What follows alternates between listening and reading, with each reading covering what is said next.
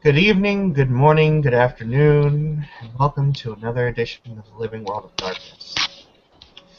Over the past 24 hours, things have become rather intense, rather dire, and we currently have one member of Frank Green's entourage, Mr. Asher Roth, frantically making his way to the office of the Seneschal with a DVD in hand. He's currently actually rushing past people. He has his VIP card, his security pass given to him by Mr. Silas's own security forces. As he's rushing through, he has the DVD in hand. He's holding it in front of him like it desperately needs to get to the right hand. As he goes ahead and actually pounds on the door of Mr. Silas' office. Let me in, dear God, let me in! An armed ghoul will be opening it up. You can definitely see that What this is particular going on?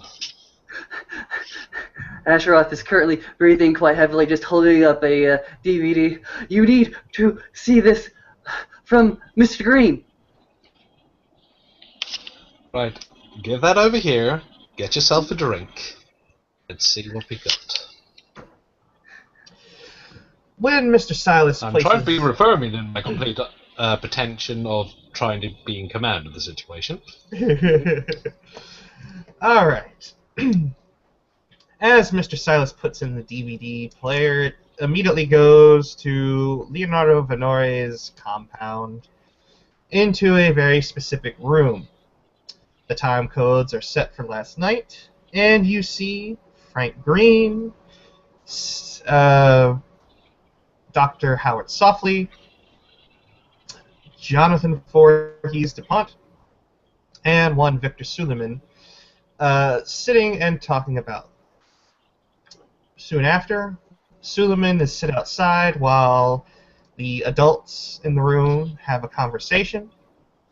You witness Frank Green going into a frenzy, requiring a bit of coaxing, we'll say. And he's staked.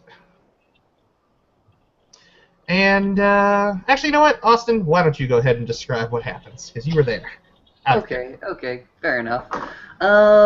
Through the camera lens, you see DuPont, Howard Softly, both sitting in their own chairs, Mr. Green sitting behind a desk, and it becomes quite obvious that Frank Green gets agitated towards the end of the conversation, as he's currently looking at Mr. DuPont quite heavily, until eventually he just simply loses control of himself and proceeds to rush at him over the desk in a fighting frenzy.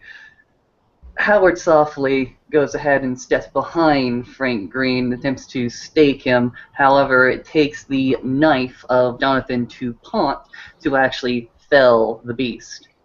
Afterwards, Howard Softly simply takes a stake and wriggles it into the heart of Frank Green. However, while Howard Softly's back is turned, Jonathan DuPont goes ahead and resets the knife in his hands and proceeds to brutally stab Howard Softly until he is naught but ash. Solomon, at this point, opens the door. Solomon, at this point, sees the scene before him, exclaims something, and proceeds to try to escape, try to run away, but Jonathan DuPont, again with his knife, is much too quick, and again fells that other kindred and proceeds to bring him to final death as well. With the staked body of Frank Green before him, he goes ahead, takes it, packages it, and proceeds to leave the building. The fuck?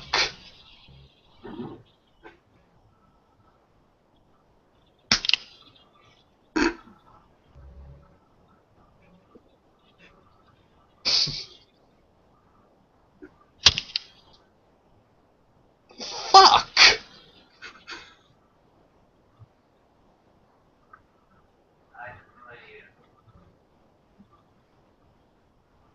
The ghoul in the room is currently looking in your general direction as you exclaim fuck at the video evidence. He just looks at you saying, oh.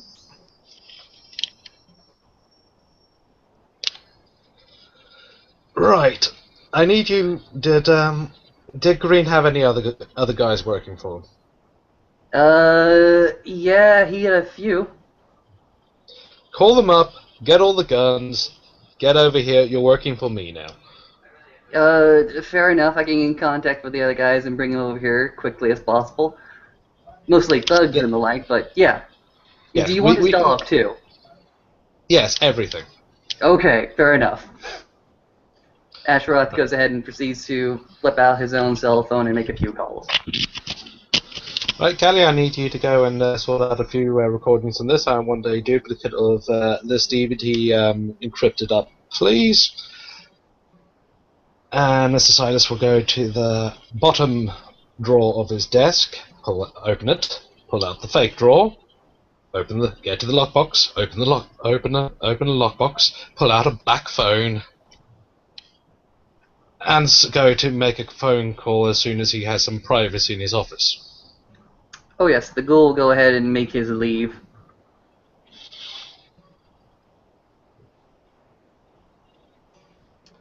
Ring a ding ding.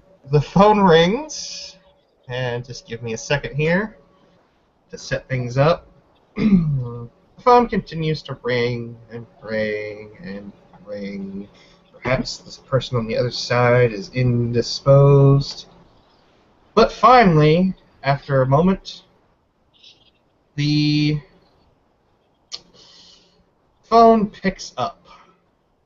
And a member on the person on the other side of the phone finally picks up.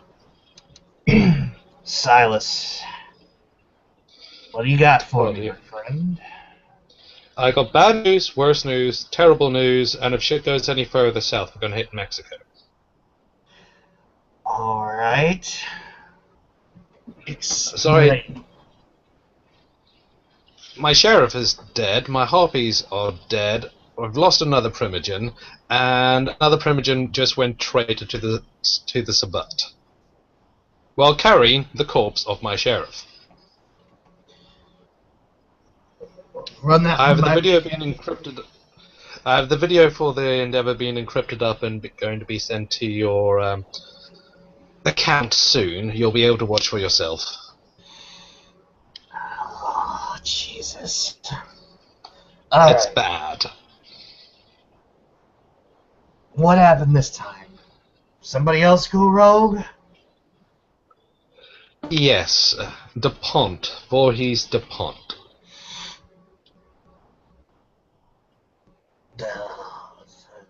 The former prince's child. Yes. You're absolutely sure about this? That's what I got on all the evidence and all the cameras.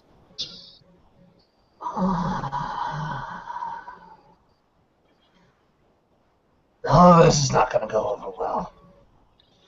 You do not know what I'm going to No, have to it go isn't. through. Why I'm bringing it. It's why I'm bringing it to you directly. Better it comes from me than it gets snuck up on you 2 weeks later. Where's Linnison? Lennison's undercover at the moment. I'm going to have to go and drag him out. Alright. This is what you're going to do. You're going to shack up.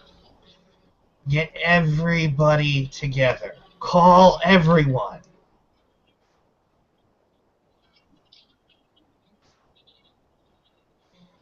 You understand me? Got it? We're going to make this. We're going to make this side of the city a fortress. I don't want anybody doing anything. I don't want a kindred waking up at a torpor without you knowing.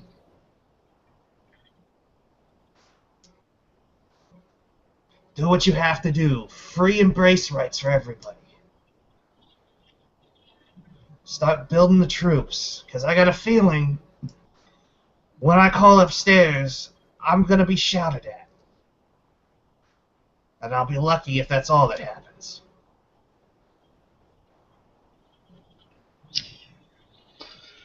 Yeah. Right, I'll shack people up. We're going to be in two locations. We're either going to be upper west side of the city, you got the contact, you know where everyone's at, or our other most secure location is Oz. I've been working on there, switching up all the traps. It's completely different to the last time anyone went down there. What I wouldn't do for Calibros to still be around. Damn straight. Alright, you get in touch with, what's Venture Boy's name? Peterson. Alright. Tell him he should probably be expecting a call from his family. I'll get him to moor off the Nightshade, get him on the move.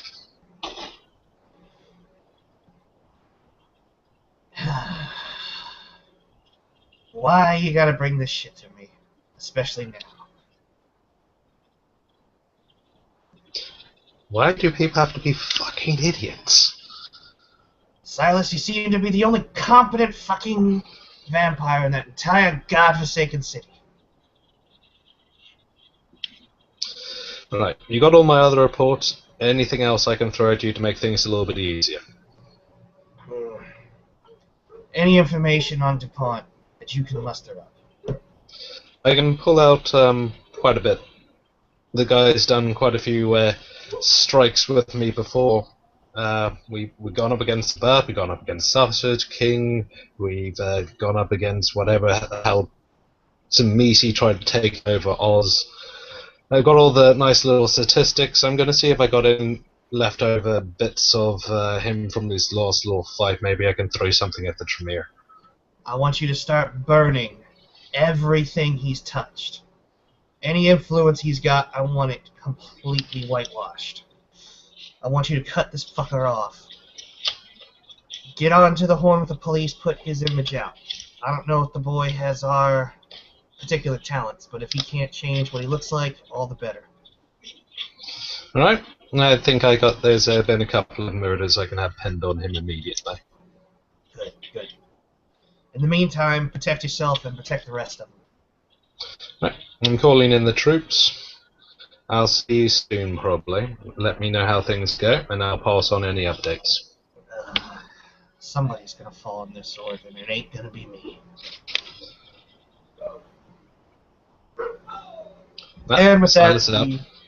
And with that, the phone goes dead,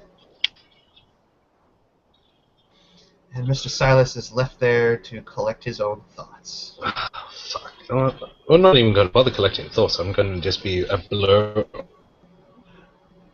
or get shit done. Phone calls to the police. We're going to have a few people. I have a little bit of street influence. Swear that they saw a person with a description of Jonathan DuPont at one of the nearby murder scenes. Several was carried out with a knife, Jonathan's favorite weapon. There's been a few of these. I can even pin maybe one or two of Mr. Peck's old murders on this one as well for that lovely couple that went missing. Call in the troops. Call in the boys. Get everyone armored up. Get the car sorted out, equipment, supplies, have messages sent to Prince and basically all my other guys that are still alive, get everyone on the same page. And as New York's Camarilla prepare for war, we end the scene with the threat of salted earth. Good night, everyone, and good luck.